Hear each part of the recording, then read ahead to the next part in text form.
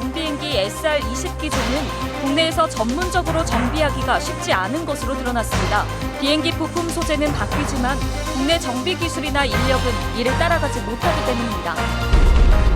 고흥의 나로 우주센터가 들어선 지 올해로 10년이 지났습니다. 10년 동안에 괄목할 만한 성과와 함께 앞으로 10년 내 성취해야 할 과제도 많습니다. 학교 내 자투리 공간에 숲이 잇따라 조성되고 있습니다. 영상숲이라 이름 붙어진 이 같은 힐링 공간은 학생뿐만 아니라 지역민들에게 새로운 휴식처가 되고 있습니다. 소록도의 천사 간호사 마리안느와 마가렛의 노벨 평화상 추천 서명자가 이달 안에 100만 명을 넘어설 것으로 보입니다.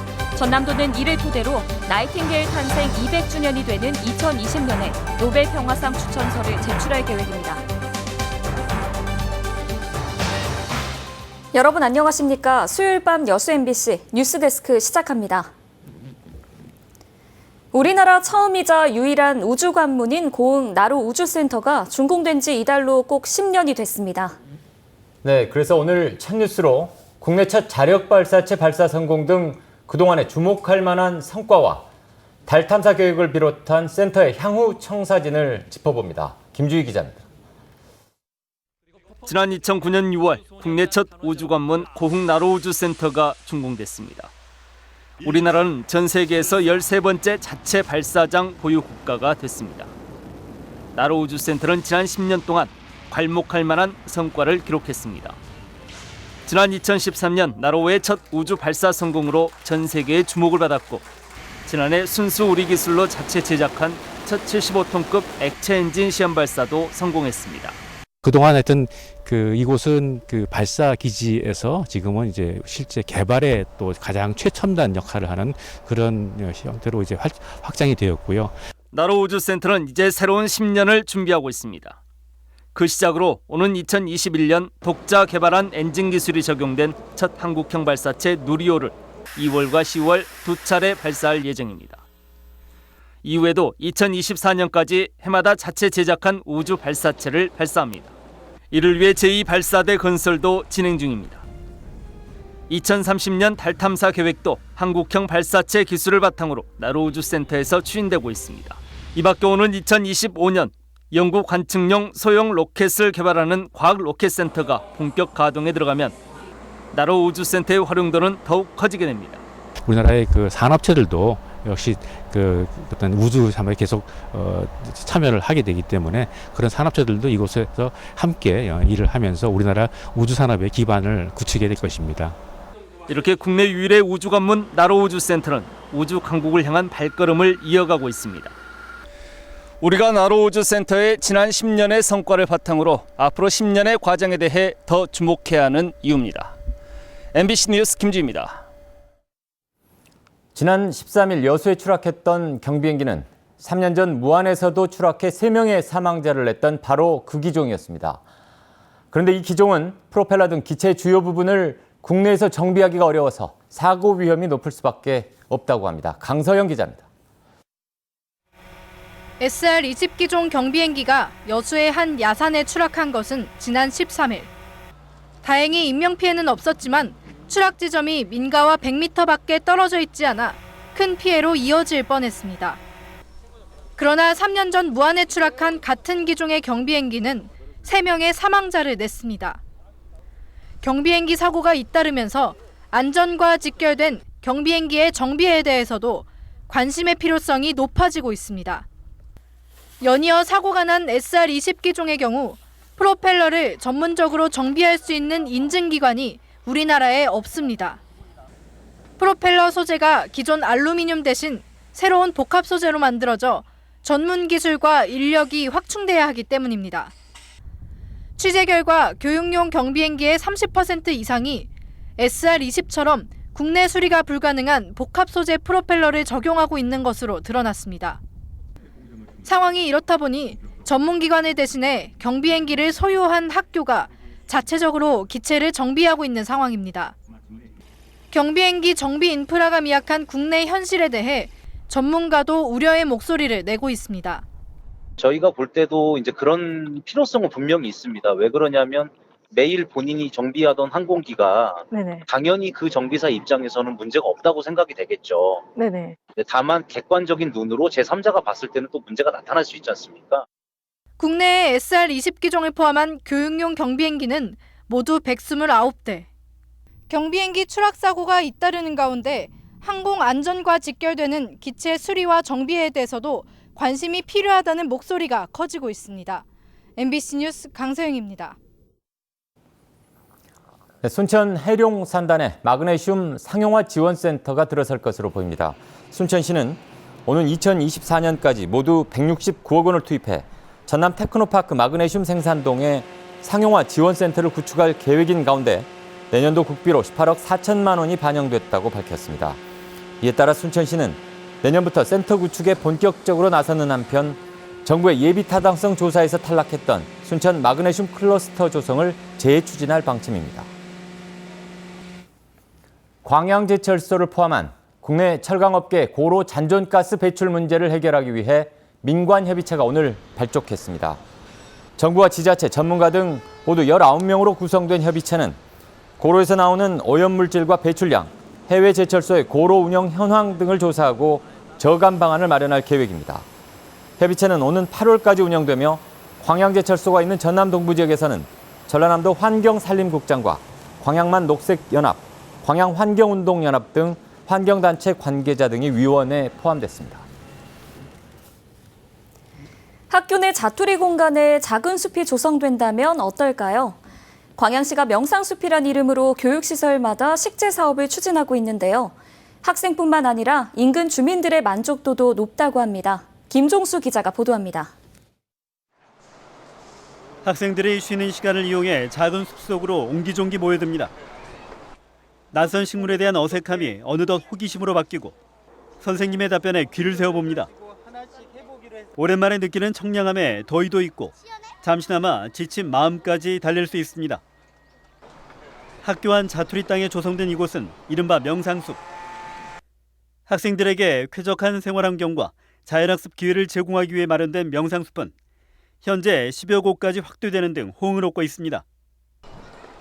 매년 선정된 학교마다 교목과 함께 계절감을 느낄 수 있는 다양한 나무들을 심어 도심 속 청정 공간으로 자리를 잡고 있습니다. 편안한 쉼터와 놀이 공간이 됨과 동시에 지역 주민들에게도 좋은 공간으로 힐링할 수 있는 공간으로 잘 활용되기를 기대하고 있습니다. 명상숲 조성은 학교뿐 아니라 주변 도심 환경의 긍정적 변화에도 힘을 실어주고 있습니다. 지역 축제에 맞춘 수종 선택과 시설 개선이 함께 이루어지면서 주민 쉼터로서 역할은 물론이고 적게는 수백 그루에서 많게는 수천 그루의 나무가 조성되다 보니 부족했던 녹지 공간 확보로 환경오염을 줄이는 완충지대 역할도 기대됩니다. 지역 주민의 참여도와 학생들의 호응도 그리고 학교 여건에 따라서 숲이 미비하거나 저조한 부분에 대해서는 학생들 자연학습을 위해서 그 공간을 마련하기 위해서 조성 계획과 사업 실행까지 짧은 시간이 소요되고 전문가들의 조언까지 곁들여지면서 정책 신뢰도도 높아지고 있는 상황. 또 지역에서 생산된 고유 수종들이 점차 확대될 수 있어 숲의 확산이 지역 경제 활성화로 이어질지도 주목됩니다. 학생들의 창의성과 주민들의 감수성을 자극하는 명상숲이 점차 뿌리를 내리면서 이번 사업이 도심 환경 개선과 주민 만족이란 결실을 맺게 될지 관심이 높아지고 있습니다. MBC 뉴스 김종수입니다. 소록도의 천사 마리안느와 마가렛의 노벨 평화상 추천 서명이 이달 안에 100만 명을 넘어설 것으로 보입니다. 마리안느 마가렛 노벨 평화상 범국민 추천위는 두 간호사를 노벨 평화상 후보로 추천하기 위해 지난 2017년 11월 100만인 서명운동을 시작해 현재 91만 5천여 명이 서명에 참여했으며 이달 안에 100만 명 달성도 가능할 것으로 전망했습니다. 전남도는 오는 27일부터 싱가포르 세계 간호 학술대회 등지에서 두 간호사의 노벨 평화상 추천을 적극 홍보하는 한편 나이팅게일 탄생 200주년이 되는 내년에 추천서를 제출할 계획입니다. 여수 국가산업단지 내 환경오염원에 대한 시의 담당 조직과 인력을 확충하고 민간 전문가들과 공조하는 시스템을 구축해야 한다는 지적이 나왔습니다. 김행기 여수시의회 여수산단특위 위원장은 오늘 본회의 10분 발언을 통해 여수시가 현재 4명으로 운영되는 환경지도팀을 대폭 확대 개편하고 민간 환경감시센터의 설치 운영에도 공조해 이중의 감시체계를 마련해야 한다고 주장했습니다.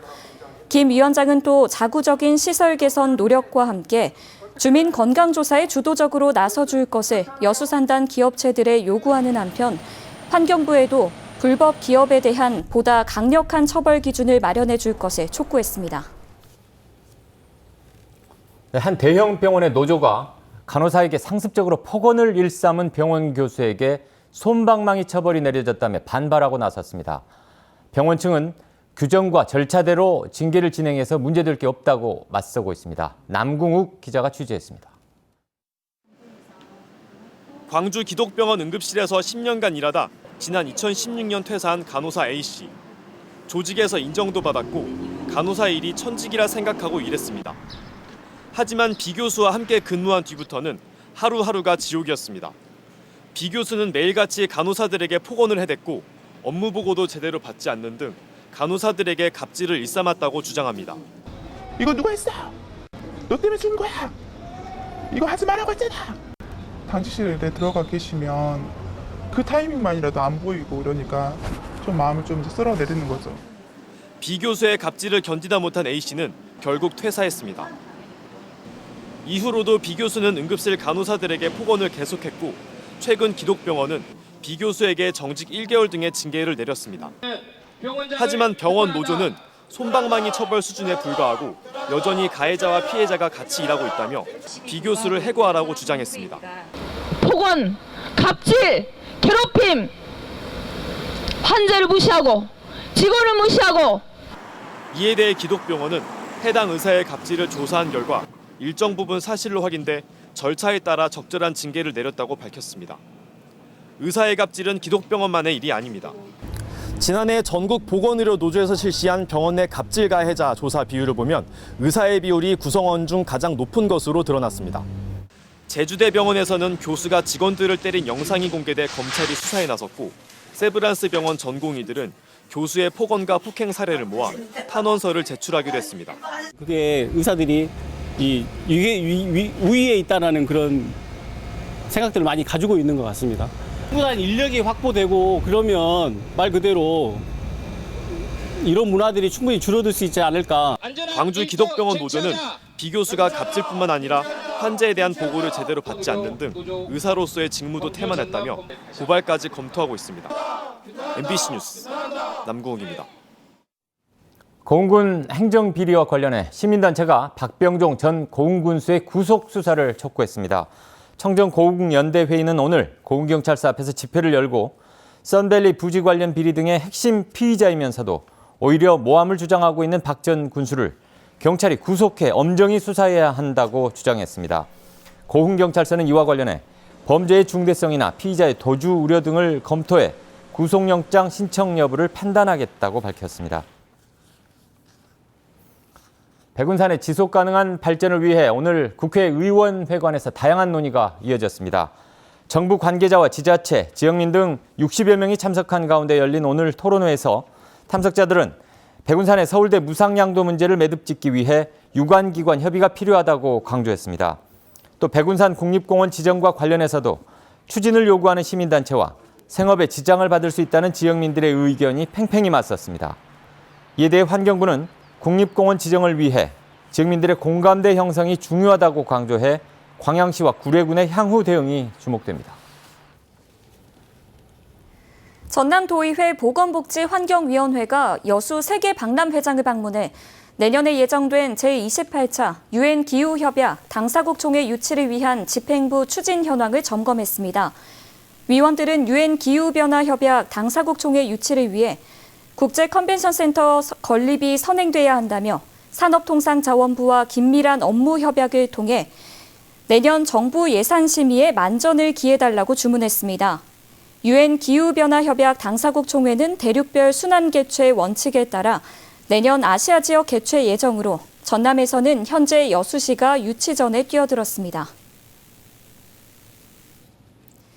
여수시 남면 소리도 인근 해상에서 6m 길이의 밍크 고래가 죽은 채 발견됐습니다.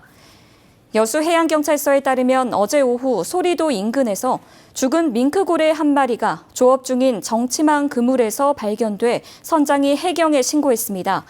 해경은 고래의 몸에 불법 포획 흔적이 없어 고래류 처리 확인서를 발급했고 해당 고래는 포항 소재 수협에서 6천만 원에 위판됐습니다.